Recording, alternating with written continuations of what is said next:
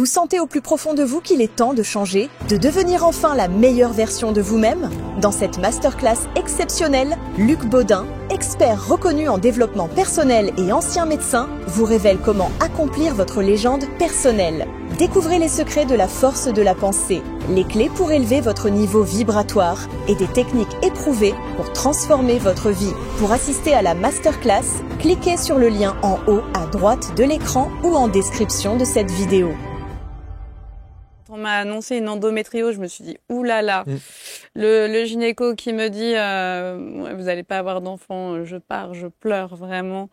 Et là mes guides et ma mère et mon fils qui me parlaient déjà me disent non mais arrête, de toute façon tu vas l'avoir. Et effectivement, je l'ai eu naturellement sans difficulté. Donc alors, votre fils qui vous parlait déjà avant même évidemment sa naissance. Ouais. D'où c'est-à-dire la à 30 communication. ans.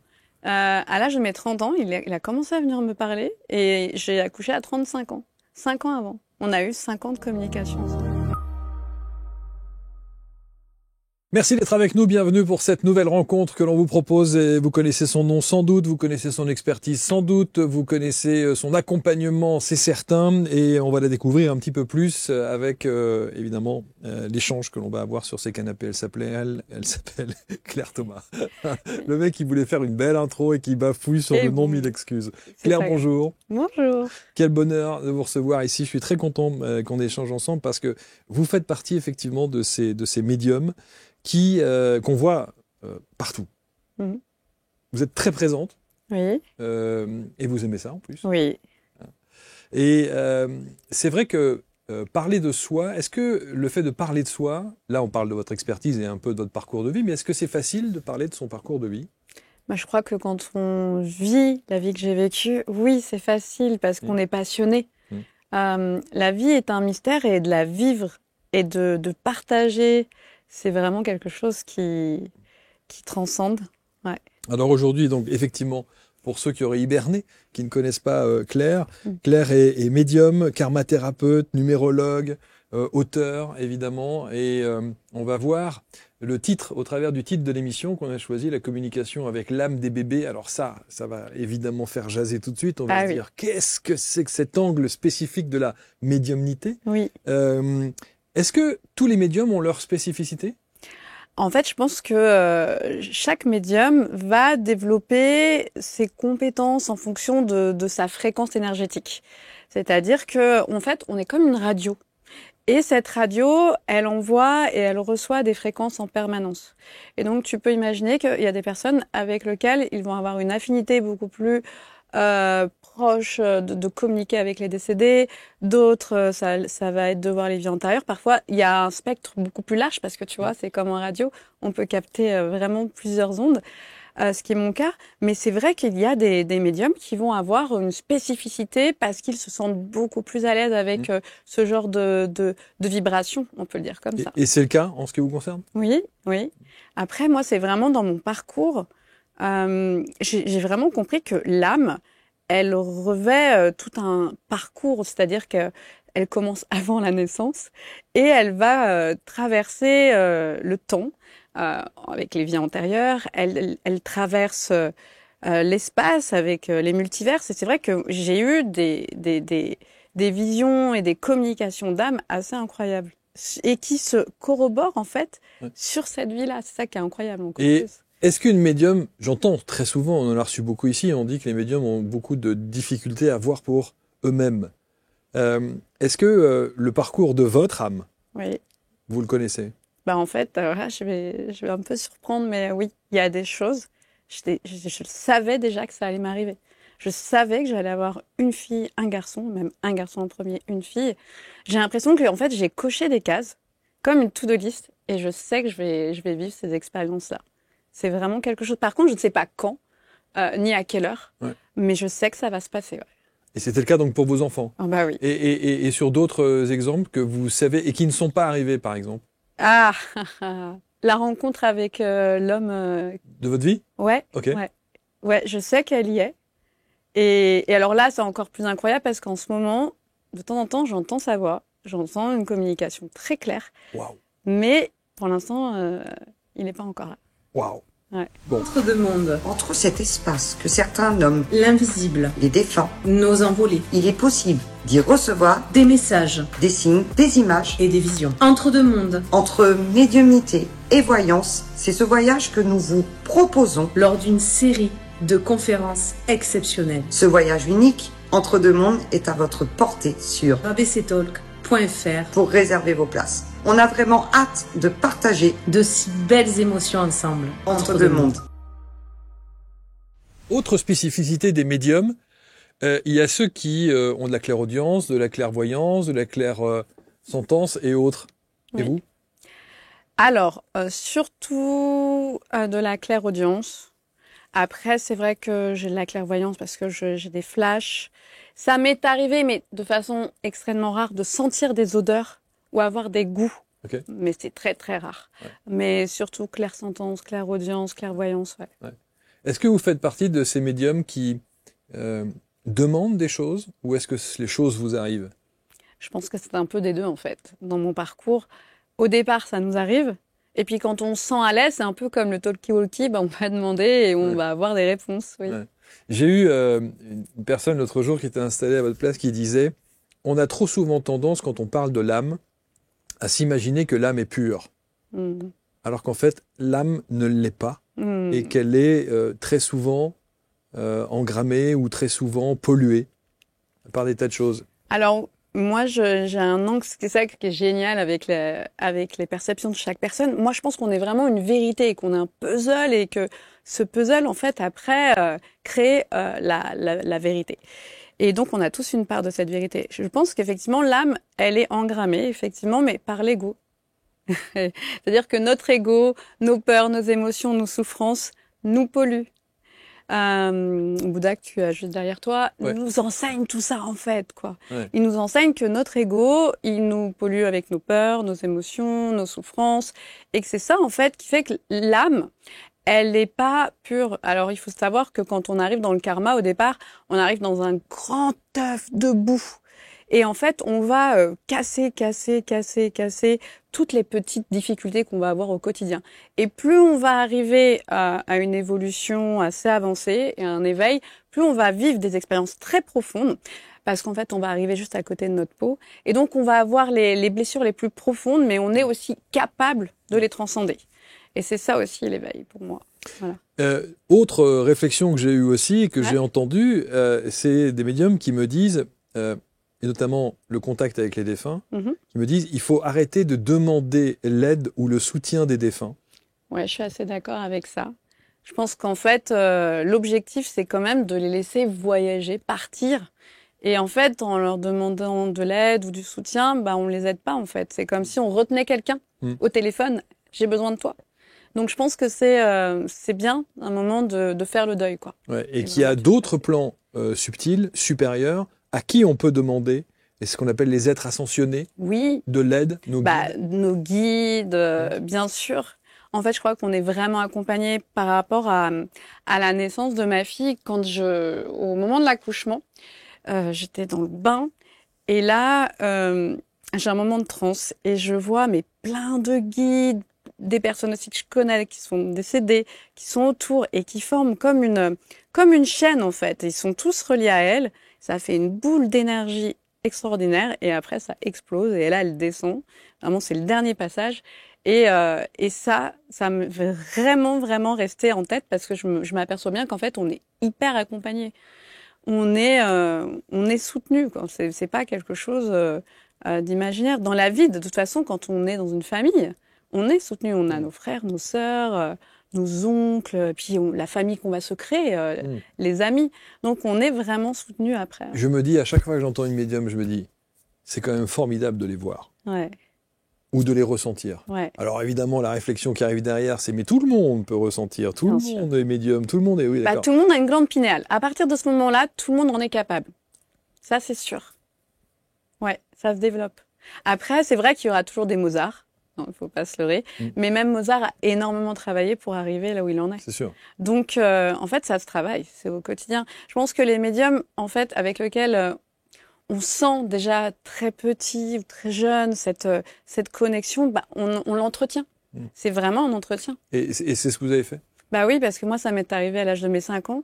En fait, pour moi, aujourd'hui, avec le recul, j'ai l'impression que c'est une partie de moi, Angélique, qui est venue me voir et qui m'a dit tu ne verras pas d'un œil et tu n'entendras pas d'une oreille, mais tu verras d'un autre œil et tu entendras d'une autre oreille. Donc bon, voilà, je suis arrivée dans le bain avec ça et effectivement, je vois pas d'un œil, j'entends pas d'une oreille. Et ça m'a permis de développer, en fait, souvent les personnes handicapées ont des dons et on n'en parle pas assez, mais elles sont très, très, très reliées. Alors, certains appellent ça des dons, d'autres des facultés Oui. autres que... En fait, les deux sont justes. Qui se C'est-à-dire que décuplent. c'est ça, c'est des facultés que l'on développe, mais ça devient ensuite vraiment des dons.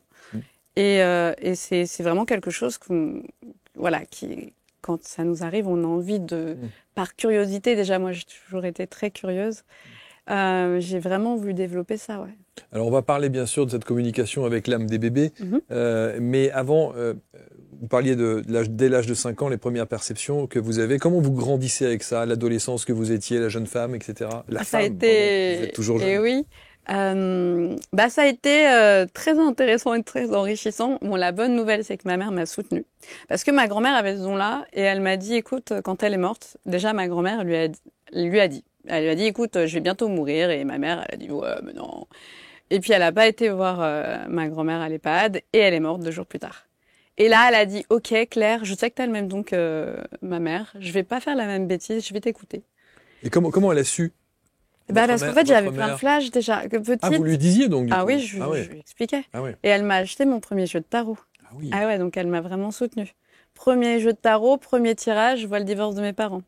Et 6 mois plus tard, ils ont divorcé. Sympa. Ouais. Sympa. C'est Voilà. un joli cadeau empoisonné et direct. Oui, en fait, oui et non, parce que je pense que c'était une bonne chose. Donc, oui, bien sûr. Final, ce que je veux dire, empoisonné pour votre maman.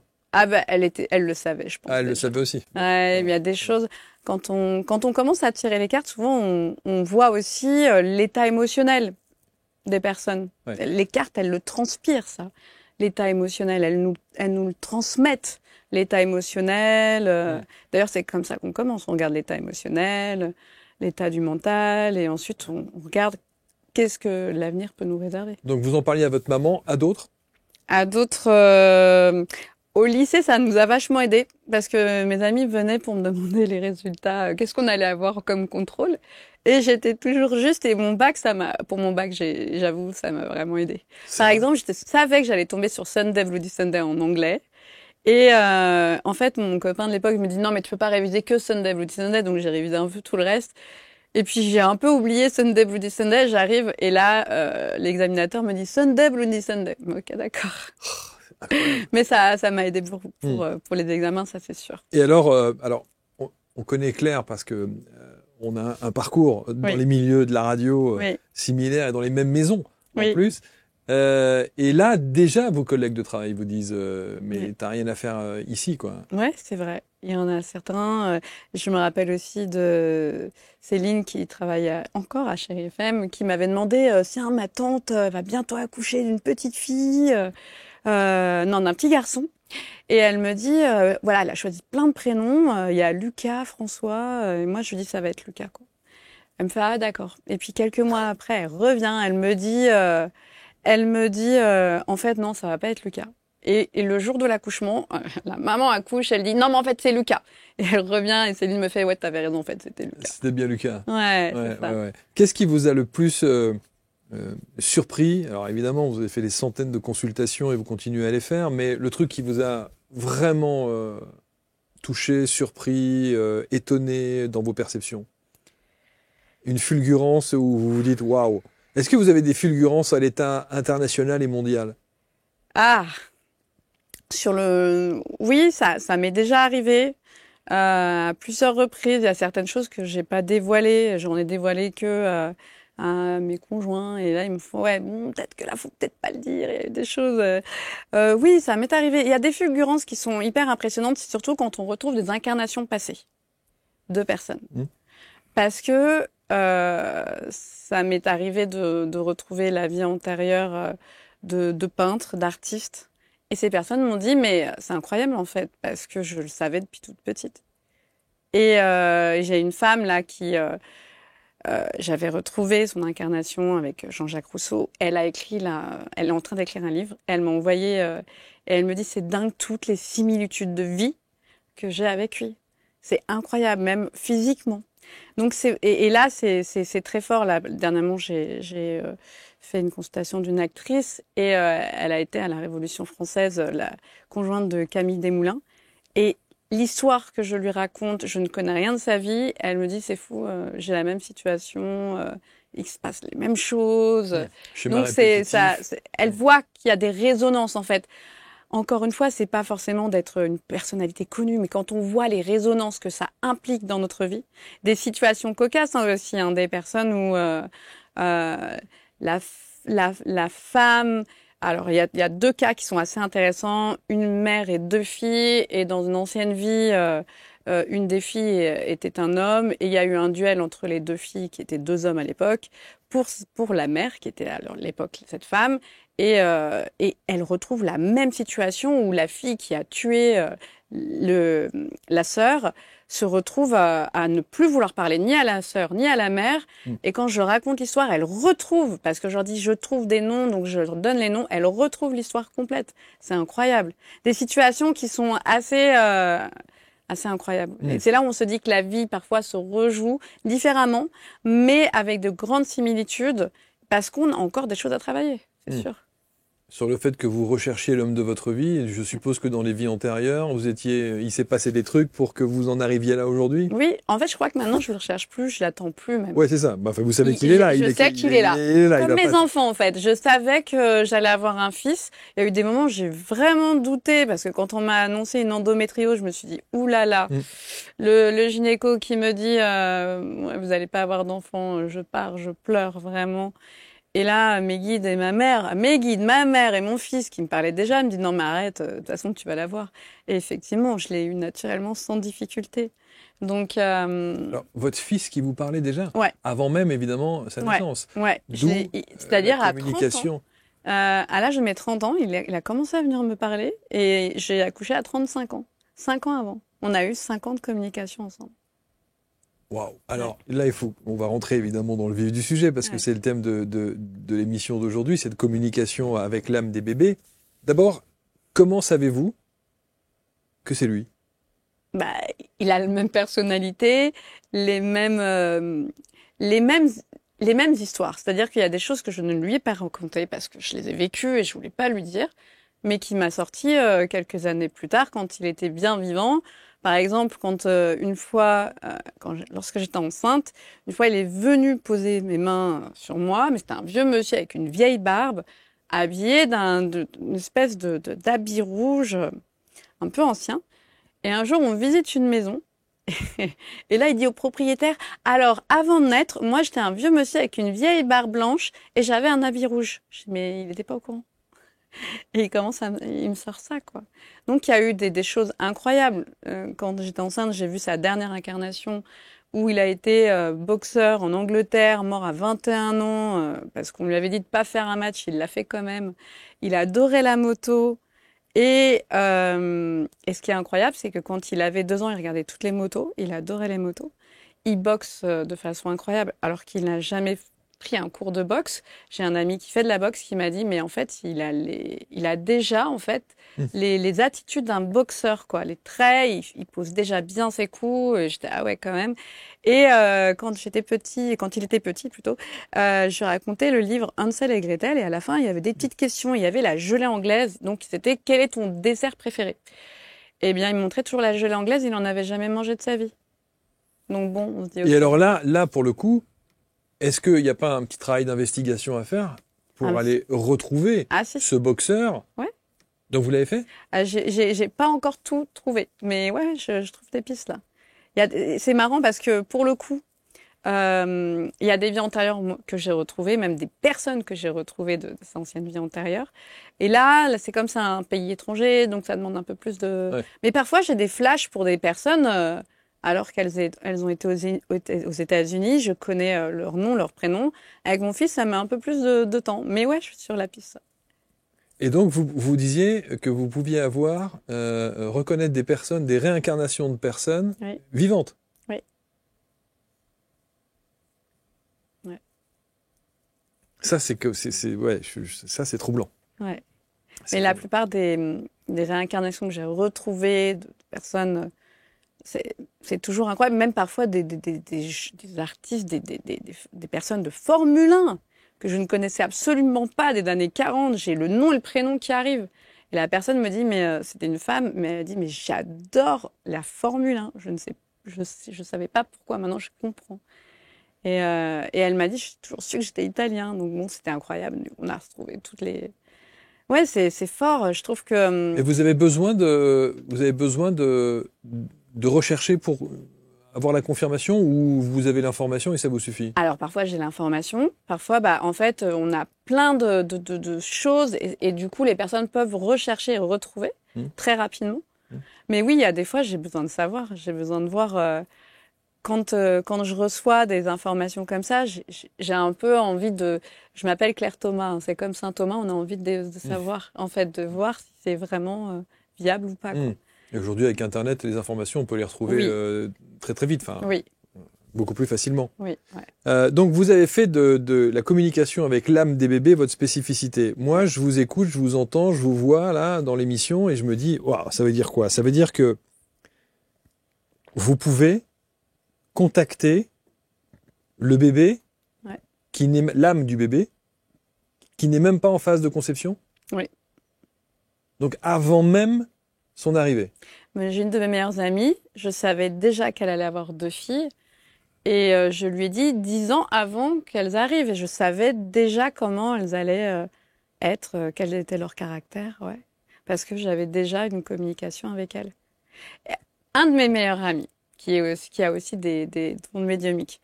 Une fois, je suis à la maison et je reçois un message de sa fille. Ce jour-là, il apprend qu'il est papa, mais il ne me le dit pas. J'écris le message, je dis à mon conjoint, qu'est-ce qu'on fait Qu'est-ce qu'on fait le papa de ma fille? On lui dit, mon ex-conjoint, oui, mon ex-conjoint, je lui dis qu'est-ce qu'on fait? Je lui dis, je l'appelle, il me dit non, écris une lettre et puis tu lui donnes. Je fais ok, d'accord. Donc j'ai tout écrit, je lui ai remis cette lettre et c'était marrant parce que dans la lettre, sa fille me dit qu'elle s'appelle Céleste. Et elle me dit, je sais que tu vas ouvrir cette lettre avant la date que Claire t'avait donnée. Et c'est exactement ce qui s'est passé. Et le truc, c'est que en fait, je lui ai donné 2 semaines après qu'il soit au courant lui-même d'être papa. Et le jour où j'ai eu l'information, c'est le jour où il a su qu'il était papa, quoi. Qu'il allait devenir papa. Et qu'est-ce qu'elle dit dans la lettre? Elle dit des choses comme elle est super contente de l'avoir comme papa. Qu'elle a envie de le découvrir. Elle raconte un peu son caractère, d'où elle vient, quelles sont ses énergies. Donc, elle lui dit déjà énormément de choses. Et donc, quand elle se présente à vous et que vous l'apercevez, et que vous avez ces messages, comment elle dit « je vais être la fille de » ? Oui. Ouais, elle me dit je vais être la fille de... Ouais. C'est un peu comme les personnes décédées, en fait. Moi, mes enfants, 5 ans avant, ils me manquaient. Quand on parle qu'une personne justement meurt, elle nous manque. Mais moi, il me manquait. J'avais envie de les toucher, d'avoir leur odeur. Et oui, ils nous disent, je vais être l'enfant de. Ils choisissent vraiment. Les parents choisissent leurs enfants, mais les enfants choisissent leurs parents aussi. Mais alors, les gens qui vous consultent et qui veulent avoir une médiumnité au travers de cet angle-là, cette thématique-là. Oui. Ça veut dire qu'il y a des jeunes femmes qui vous contactent et qui vous disent voilà, je veux avoir des infos de mon futur bébé, alors que ça n'est qu'un désir en fait. Elles ne sont ni enceintes, c'est pas confirmé, etc., etc. Il y a un peu de tout en fait. Il y a des femmes qui ont ce profil-là, il y a des femmes qui sont enceintes de quelques mois, qui veulent aussi en savoir plus. Il y a des femmes qui après l'accouchement veulent communiquer avec leur bébé parce qu'elles ne peuvent pas avoir une communication assez simple parce qu'au départ, un bébé ne communique pas. Donc, il y a vraiment de tous les profils, Mais j'ai le profil aussi de personnes qui veulent savoir, ok, mais j'ai aussi des hommes. J'ai aussi des hommes. C'est vrai? Ouais. C'est plus rare, mais j'en ai. C'est des hommes qui veulent être pères et qui veulent savoir un peu. Qui veulent savoir avant, pour le coup. Ouais. Ça, il y a un côté, ça les rassure aussi. Et alors, vous avez jusqu'au prénom de ces enfants? Alors, Je le dis pas souvent le prénom parce qu'en fait, j'ai envie que c'est un processus, quoi. Que les parents découvrent. Là, pour mon amie, je lui avais donné parce qu'elle a vraiment insisté. Ok. Mais je trouve que quand même, Mais si on vous le demande, vous pouvez l'avoir? bah, Si c'est vous arrivez à possible l'avoir, ou pas. oui, ou Si pas. l'enfant le veut ou Ouais, s'il ouais, il ne ouais. veut pas, ouais. Ouais. Ouais. Moi, je pense quand même que le prénom, c'est vraiment un processus hyper important. Et je trouve que ce lien-là, il est hyper important que ce soit entre le parent et le bébé, quoi. On a tous dans notre entourage, et j'ai une pensée évidemment pour une de nos collaboratrices qui a perdu son bébé avant la naissance, in utero. Ouais. Et quand je me dis qu'il y a quelqu'un comme vous qui arrive à communiquer avec l'âme des bébés, je me dis, est-ce que vous arrivez à avoir une communication d'une âme qui vous dit « je viens et je repars ». Oui, ça m'est déjà arrivé. Ouais. Ça m'est Ça déjà veut dire arrivé. qu'une consultante, Ouais. une maman, Ouais. vient vous voir, elle veut avoir une communication avec l'âme de son futur bébé, Ouais. et vous savez que ce bébé n'arrivera pas à terme. Ouais. Ça m'est déjà arrivé. Ouais. C'est toujours un moment délicat. C'est sûr. C'est toujours très compliqué. Il faut voir comment la personne se sent, comment. C'est un accompagnement psychologique à ce moment-là. Que dit l'âme à ce moment-là? Bah souvent, elle dit qu'elle est. Alors, ça m'est déjà arrivé d'avoir un bébé qui dit bah je viens, je repars, mais je vais revenir. C'est pas encore le moment. J'ai eu des âmes qui m'ont dit bah en fait je viens, je suis là pour te chambouler ta vie et c'est pour t'élever, te faire grandir que je repars aussi. Et j'en ai un autre cas où j'ai eu un enfant qui m'a dit voilà, je veux être à l'état d'ange, je viens. C'est comme si c'était un processus d'accélération pour moi pour pouvoir être après devenir un ange. Donc du coup après je serai là mais je serai ton ange, quoi. C'est troublant ça. Hein, ouais. c'est troublant parce que je me mets d'abord à votre place. Avoir cette information, délivrer cette information à une maman qui est évidemment dans le bonheur d'être enceinte et d'être future maman, alors que vous savez pertinemment que son enfant ne fait que passer. Oui, c'est toujours très délicat. C'est vraiment un passage sensible. Et même en dehors de ça, une fois, il y a une personne qui est venue me voir en consultation, elle avait un enfant de 10 ans, donc c'était... Et j'ai vu qu'il allait mourir, mais j'ai pas pu lui dire. Ce jour-là, je sais que j'ai pas pu lui dire parce que c'était trop dur, quoi. Trop difficile d'annoncer ça. Ouais. Elle m'en a voulu. Quelques jours plus tard, elle m'a dit « Oui, mais vous m'avez pas dit la vérité. » Mais pour cela, c'était un cas bien précis. J'ai préféré ne pas lui dire la vérité. Mais alors à ce moment-là, que vous dit l'âme? Parce qu'elle est censée... Dans l'exemple de votre amie à qui vous écrivez sur la lettre l'intégralité, et elle insiste, elle dit il y a ça, il faut dire ça, je veux ceci, je dis cela, etc., etc. Que dit l'âme de ce bébé qui décède peu de temps après? Alors à ce moment-là, il vous explique, ces âmes vous expliquent pourquoi? Elle nous explique le pourquoi, oui, le pourquoi de ce processus. Ça m'est arrivé aussi d'avoir un cas où c'était pas forcément le bon papa. Donc oups. voilà, oui, voilà. Bon, c'est toujours compliqué. Donc, il y a toujours il y a une façon de dire les choses, il y a un accompagnement. Encore une fois, dans des situations un peu comme ça, faut voir comment la personne est prête. C'est hyper important. C'est le passage de la vie sur Terre, c'est un passage aussi fort, aussi bien pour la maman que pour l'enfant, que la mort. C'est évident. Donc, c'est des passages qui sont très sensibles. Et donc, ça demande une grande psychologie aussi, un accompagnement. Donc, les bébés, c'est vrai qu'eux, leur âme, elles sont plus cash, elles ont moins de filtres, elles n'ont pas peur de dire les choses. Mais la personne qui reçoit, c'est pas forcément comme ça. Donc, il faut vraiment le faire avec psychologie. Après, quand on parle évidemment de ce sujet-là, quid des bébés qui arrivent et qui sont ces âmes qui ont choisi de naître dans des corps handicapés, trisomie 21, autistes, etc., etc.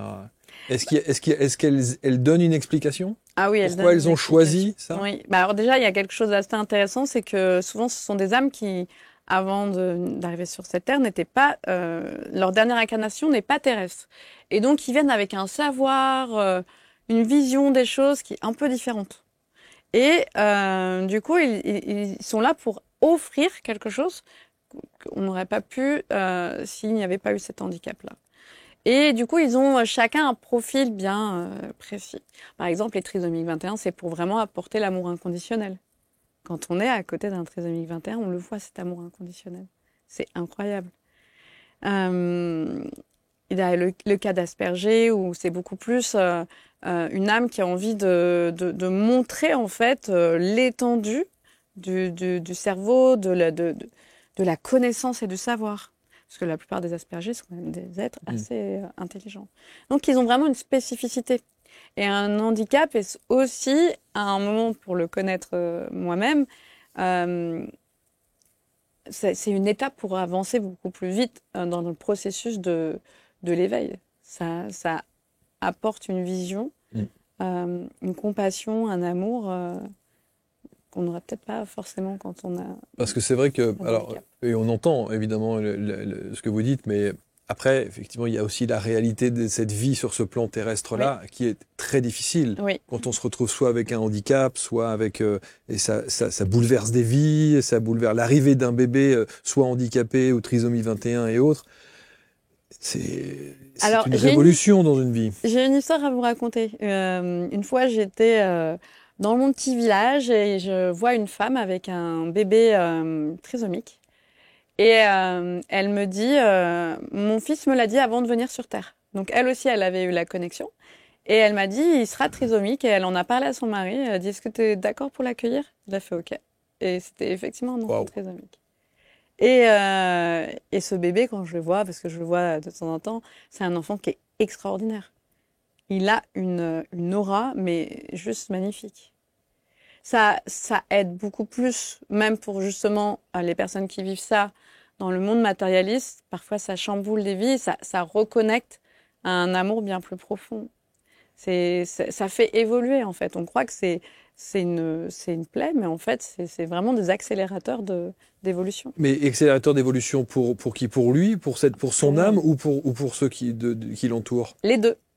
Bah oui, ça fait toujours écho pour lui-même et pour ceux qui l'entourent, parce que forcément, un parent qui accueille ces énergies-là, bah, il faut qu'elle soit prête à vivre des choses qui remettent en cause beaucoup de choses. Beaucoup de choses, exactement. Ouais. Mais donc du coup, vous diriez que les âmes des enfants, des bébés handicapés ou avec une pathologie particulière sont des âmes qui sont censées grandir plus vite? Oui. C'est ça? Oui. C'est des âmes qui grandissent plus vite. C'est des âmes aussi qui font grandir les autres plus vite. Donc elle a vraiment... En fait, ce qu'on expérimente sur Terre, c'est quelque chose qu'on expérimente soi-même, mais qui va forcément avoir un écho sur les autres. Nos âmes sont constituées comme ça, c'est-à-dire qu'on a une spécificité, des missions, on en a plein, mais voilà, on a quand même une grande ligne directrice, et cette âme-là, c'est un travail sur nous-mêmes, mais ça va forcément avoir un écho sur les autres. Et donc oui, les enfants handicapés, c'est le cas aussi. Sur ces âmes-là, sur ces âmes des bébés, quand vous avez une naissance, vous savez, vous êtes capable de dire à quelqu'un, effectivement vous allez avoir un garçon ou une fille, ok, mais il ou elle sera comme ça, fera tel métier ou telle orientation professionnelle, avec tel caractère, tel grand trait de caractère. Oui, ça m'est déjà arrivé à plusieurs reprises, de voir les traits de caractère et puis les mamans, les parents qui me rappellent en disant mais en fait c'est exactement ça. Mais par exemple pour ma fille ça a été incroyable. Quand j'étais encore toujours dans ce bain là, j'ai eu cette explosion. Mais avant j'ai eu sa maman qui était américaine, qui me parle en anglais mais en même temps je l'entends en français et qui me dit en fait c'était ma fille. J'ai mis longtemps à la lâcher parce que j'ai accouché 9 mois et 5 jours après terme. Et elle me dit, elle adore la musique, elle adore chanter. Et en fait, aujourd'hui, elle m'a dit, elle aimera encore ça. Mais c'est vrai, ma fille adore la musique et elle adore chanter. Les âmes, parfois, vont avoir des caractéristiques qu'elles vont délivrer. Là, en l'occurrence, c'était son ancienne mère, mais Alia m'a déjà donné beaucoup de choses, même rien que la première communication que j'ai eue avec elle. Direct, j'ai su qu'elle était différente de mon fils. Elle savait comment écrire son prénom avec exactitude, alors que mon fils, il m'a dit, je m'appelle Ézéchiel, j'ai mis un K parce que le CH, c'était compliqué. Alors elle m'a dit non, un Alia, A-L-Y-A-H. Elle était très précise. Et elle est très précise comme ça. Elle a un côté très doux, mais en même temps très précise, très carré. Et oui, les enfants savent déjà quel type d'âme. Et d'ailleurs, souvent, il y a des parents qui me disent, mais en fait, je les ai éduqués de la même façon, mais c'est pas du tout les mêmes caractères. C'est vrai. Ben oui, mais c'est normal, en fait. C'est pas une question d'éducation. C'est juste que l'âme, elle a choisi un caractère bien spécifique. Donc, on aura beau les éduquer de la même façon, le caractère sera totalement différent. Donc, on peut considérer, vous dites que l'âme a choisi cette incarnation, donc elle choisit l'intégralité de ce qui arrivera à cette incarnation. Oui, bien sûr. Elle choisit le scénario et en fait, elle choisit cette challenge de vie, carrément. Et c'est bien, parce que c'est ça aussi qui donne envie à l'âme de grandir. Parce que même si on a des peurs, des émotions, des souffrances, l'objectif, c'est de les transcender. Hein, c'est ça. Et en fait, les expériences de vie, les rencontres que l'on fait, les personnes que l'on va... Oui, avec lesquelles on va créer du lien, elles sont vraiment là pour nous faire grandir, en fait. Les bonnes comme les mauvaises, en fait, bonnes et mauvaises, c'est encore très relatif, ce terme. Mais oui, c'est vraiment là pour nous faire aider. Et nos enfants, souvent, sont des maîtres, faut quand même le dire. Quand je vois mes enfants, je dis, mais waouh, tellement de choses, une telle sagesse. C'est incroyable. Est-ce qu'il vous est déjà arrivé, il y a une question qui est fondamentale et on l'aborde très souvent ici, c'est les principes de réincarnation. Oui. Alors évidemment, on se pose la question de se dire que si vous êtes en contact avec une âme de bébé qui par définition n'est pas encore née, voire même conçue, on peut se dire, est-ce que dans cette vie, elle sera la fille d'eux, alors que précédemment, elle était la mère et que les rôles étaient inversés? Alors j'ai un truc assez incroyable. Une fois, j'étais en consultation. La maman m'envoie la photo de son enfant. C'était par visio. Et elle me dit, qu'est-ce que vous voyez? Je sais, en fait, votre fils, c'était votre père. Et là, elle me fait, ah non, mais en fait, je comprends. Quand il était petit, il me disait, tu sais, c'est moi qui te changeais les couches avant. Et elle a compris. Elle me dit, j'avais des doutes, mais là, vous me confirmez que effectivement, c'est bien mon père. Donc oui, ça arrive, ça. Et ça pour le coup, c'est troublant. Ah oui, c'est troublant. Mais ça veut dire qu'une âme, c'est toujours un schéma répétitif, c'est-à-dire on est soit l'un, soit l'autre, soit l'un. C'est toujours comme ça en général. On expérimente le tout. Donc je dirais que tout est possible. Notre fils peut être notre père, peut être le cousin, peut être notre ennemi, peut être plein de différentes facettes dans chaque incarnation qui peuvent être différentes. Ouais. Mais c'est la même âme. Mais c'est la même âme. Ouais. Ça, c'est toujours très troublant. Mais je suis assez interloqué sur ces mamans qui vont faire la démarche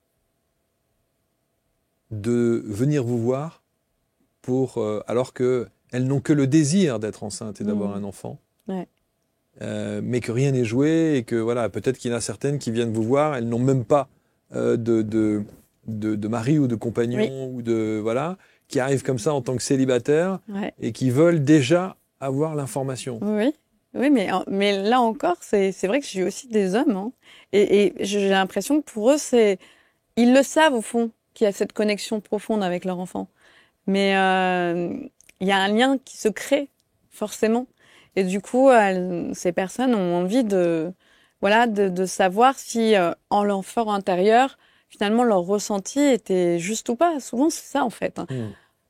La plupart du temps, moi, en 99% des consultations, les gens me disent « je le savais ». Ah oui, mais en fait, là, vous me racontez ma vie. Bah oui, parce qu'en fait, au fond, on le sait tout ça. C'est un savoir qu'on sent. Et il y a des choses qui nous poussent. Souvent, alors je sais pas, moi, ma fille, elle a 2 ans et demi, elle me dit « je vais avoir 4 enfants ». 2 ans et demi. Elle me dit « maman, je vais avoir 4 enfants ». Ok. Donc déjà petit, on pensait déjà, ça arrive souvent que Quand on est enfant, on se dit ouais, j'aimerais avoir 2 enfants. Oui, ça, c'est On se fait ça. Il y a plein de réflexions comme ça. Ouais, d'enfants on se qui disent, fait des non, moi je veux pas, je veux pas d'enfants. Ouais. Oui. Ouais. Qu'est-ce que vous avez envie que les gens retiennent de vous et en particulier de votre expertise et de cette communication? Je pense d'ailleurs, et ça c'est assez incroyable aussi, c'est que quand on pense qu'il y a des couples qui ne veulent même pas connaître le sexe du bébé avant qu'il arrive, alors que d'autres veulent déjà connaître l'âme de ce bébé avant même qu'il y ait une pensée de conception. Oui. C'est fou. Ouais.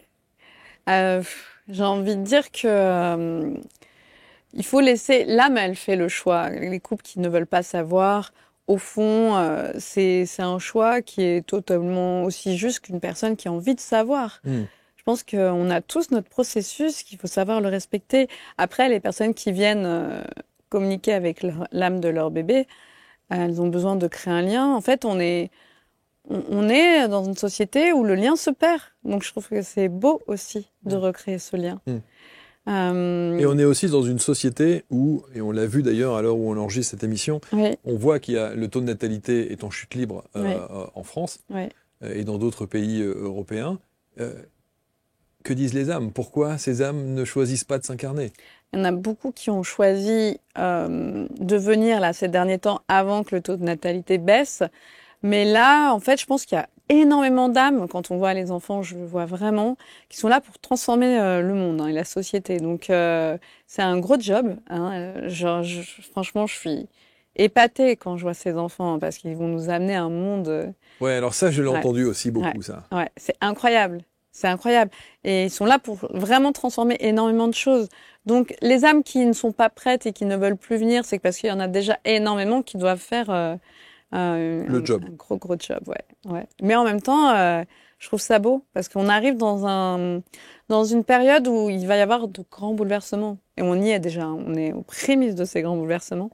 Et du coup, les âmes qui arrivent, elles sont vraiment là pour remettre des valeurs, du sens dans ce monde où on commence à perdre un peu ça. Donc toutes les nouvelles naissances là vont changer la face du monde. Ah oui. Ouais. Il y en a certaines qui vont encore rester parce que il y a tout un processus karmique dans l'ancien moule, mais il y en a beaucoup qui sont là pour changer le processus du monde. Ouais. Et ça, c'est beau. C'est ça qu'on appelle parfois les enfants indigo ou les enfants je sais pas quoi, je sais plus, il y a plusieurs noms, l'enfant cristal. Oui, alors moi j'ai une vision un peu différente de ça parce que oui, il y en a toujours eu des enfants cristal, il y a toujours eu des walking, il y en a toujours eu. Sauf que ce qui fait la différence aujourd'hui, parce que je le vois dans ma numérologie, c'est que avant on ne le savait pas. Donc on n'avait pas l'information. C'est comme avant, il y avait des gens qui mouraient du cancer, ils ne le savaient pas en fait.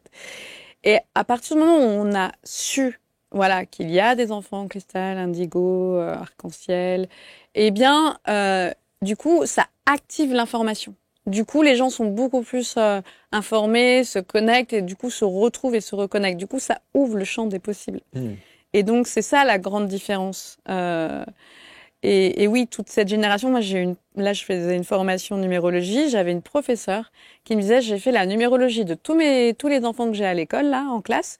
C'est tous des indigos, des arcs-en-ciel. Elle était scotchée, quoi. Elle me fait, c'est incroyable. Une fois, alors, c'est quand même, ils sont incroyables, ces enfants, mais parfois, ils ont du mal avec la discipline. C'est sûr que c'est compliqué. Mais oui, elle est scotchée. Les quadraquinquas que nous sommes. Oui. On est quoi, nous? On est des enfants quoi, nous? Ah, bon, il y a des enfants indigos dans... aussi? Oui, ah oui, c'est pas spécifique. Ah, il y en a toujours eu. Oui. Ok, d'accord. Sauf qu'en fait, on n'avait pas l'info. C'est comme le cancer. Ok. Voilà. Du coup, en fait, c'est quoi la différence? C'est qu'ils n'ont pas forcément tout le temps développé leur plein potentiel. Mais là, le fait d'avoir cette information, c'est comme si ça activait, c'est comme si on allumait la lumière. Et du coup, forcément, les gens se réveillent, comprennent qu'ils sont ce genre d'enfants et du coup l'incarnent beaucoup plus. Et entre un enfant indigo et un enfant arc-en-ciel, il se passe combien de temps? En fait, je crois que c'est pas une question vraiment de temps, c'est une question de différents types de caractères. L'indigo va être beaucoup plus réservé, va faire un gros travail sur les émotions parce qu'il y a un gros blocage émotionnel. L'arc-en-ciel, c'est un enfant qui est venu là pour transformer les concepts, les choses. C'est-à-dire que s'il doit créer une maison, en fait, avec du bois et de la terre, il va utiliser le bois et la terre, mais il va utiliser aussi d'autres matériaux. D'autres matériaux plutôt, d'autres matériaux. Et il va utiliser le verre. Et du coup, ces enfants-là ont une capacité de transformation et de transcender les choses qui est assez puissante. Voilà. Chaque enfant, en fait, a un type, une caractéristique. Et puisque vous êtes en contact avec ces âmes des bébés, la prochaine catégorie, c'est quoi? Ça, c'est une bonne question. Alors, la prochaine catégorie... Parce que là, on est quoi? Il y a arc-en-ciel, indigo, cristal. Oui. Et Il y a diamant. Il y a les walking. Alors, pour Ça, moi, c'est il y a quoi, vraiment ça, des les walking, catégories c'est quoi? différentes, hein. Arc-en-ciel, cristal, diamant. On va dire que ils ont une spécificité un peu galactique. C'est-à-dire que leur dernière incarnation ne vient pas de la Terre. Donc, ils arrivent avec un savoir, des connaissances qu'ils ont envie de partager, transcender, transformer. Quand on est walking, vibration maître, on est plus connecté aux anges, donc on va être plus dans un travail christique, travailler sur l'amour inconditionnel. Hein. Quand on dit travail christique, on dit non, c'est l'amour inconditionnel en fait, en venant des choses plus terre à terre. Et donc l'amour inconditionnel, ça veut dire quoi? C'est quelle catégorie de ça va Ça va être les walking, ça va être les vibrations maîtres. Oui, mais ça veut dire ça va être des gens comment ça? Ça va être des profils où beaucoup plus dans la foi, beaucoup plus dans une spiritualité connectée aux religions, Okay. alors que les arcs-en-ciel moins connectés à la religion, mais plus une spiritualité dans le grand terme. Hein, il va y avoir des personnes qui vont être plutôt animistes, agnostiques, mais qui vont pas forcément avoir une religion comme valeur. Et qui a décidé de les nommer comme ça? Ah, c'est une bonne question. Ça s'est beaucoup débloqué dans les années 70. Alors, le prénom de la personne qui a donné tous ces termes, je ne le connais pas. Mais c'est vrai que c'est à partir des années 70 que ça s'est développppé. On a utilisé pour la première fois tous ces termes-là. Pour identifier sans doute quelle était telle ou telle catégorie. Voilà. Et donc les prochains, ils sont quoi? C'est des... Moi, les prochains, je les vois vraiment dans une énergie dorée. Pas de nom comme ça qui me vient en tête, mais vraiment une énergie plutôt dans les couleurs. Dans le doré, l'argent. Avec des vibrations puissantes. Comment? Des vibrations puissantes. Enfin, oui, des vibrations qui vont beaucoup plus faire bouger les normes encore.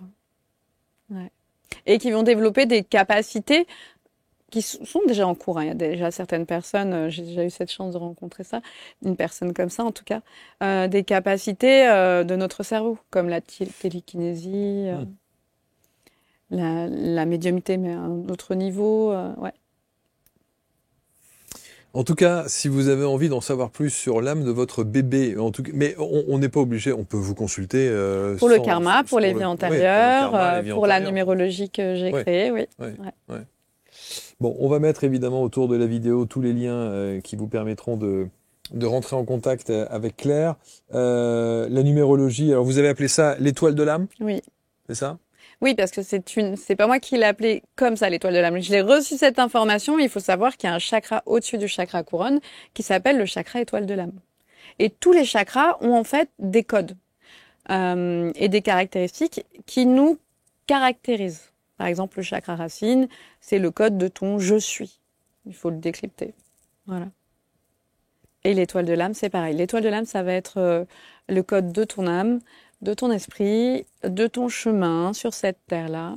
Pourquoi tu es revenu sur cette terre? Quels sont les blocages égotiques que tu vas rencontrer? Et ça se calcule avec la numérologie? Oui, voilà. Et avec la date de naissance, pareil? Avec la date de naissance, c'est exactement ça. Je l'ai reçu en 2015 quand j'ai reçu mon prénom d'ange, Aïnaël. Eh bien, en même temps, j'ai reçu toute cette numérologie-là. Et on peut faire le prénom... Vous pouvez redonner le prénom d'ange à quelqu'un? Ah oui, ça m'arrive moins maintenant, mais oui, ça m'est arrivé, oui. Ouais. On a, en fait, on existe sur tous les plans en ce moment même. En fait, le temps n'existant pas, on est ange, on est galactique, on est plein de choses. Voilà. Dans chaque dimension, on a un prénom jusqu'au moment où on arrive à la source où on n'a plus de prénom. On est juste une énergie. On est juste paix, amour et joie, mais sans mots en fait, juste dans l'énergie de ça. Et vous avez un accompagnement aussi qui s'appelle Arbre de vie? Oui, là, le coaching arbre de vie. Ouais. Oui, les arbres m'ont toujours accompagnée et ils nous enseignent énormément.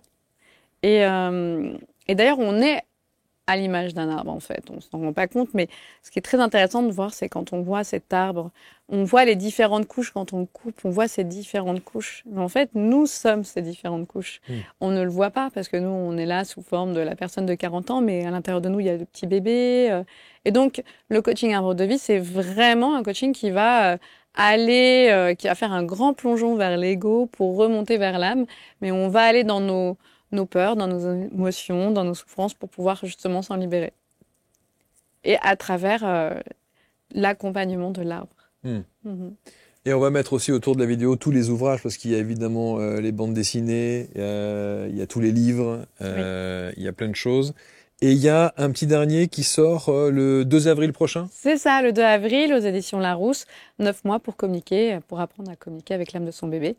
9 mois pour communiquer avec l'âme de son bébé. Parce que j'ai vraiment envie d'accompagner les femmes dans ce processus.